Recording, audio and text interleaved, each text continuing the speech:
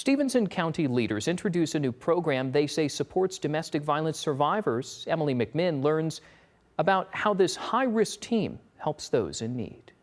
The domestic violence high-risk team is on their way to helping survivors in Stephenson County around 7 years after initial talks first began. This initiative brings us all together.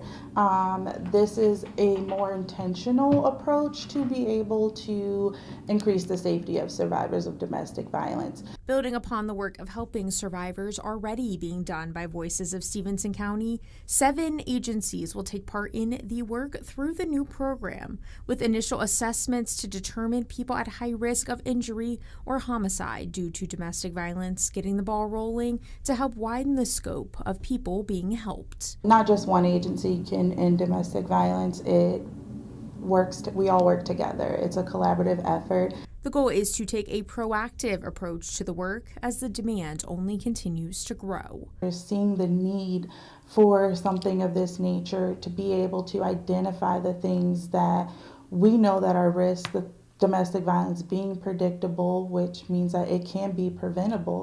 So I'm just happy that this is getting off the ground and that we are able to help individuals in our community. Destiny Jackson is leading the efforts for Voices of Stephenson County, understanding firsthand the need in her lifelong community. Domestic violence is personal to me within my life growing up, but just this community means so much to me and the people in it, and I want to do my part. As for her goals for what they are referring to as the DVHRT, Jackson is aiming for education and love for those facing this scary situation. I hope that the clients that are referred to this initiative feel supported, they feel seen, they are made aware of different resources within the area. Hopefully, this can bring different resources in the area by identifying the needs of those in our community.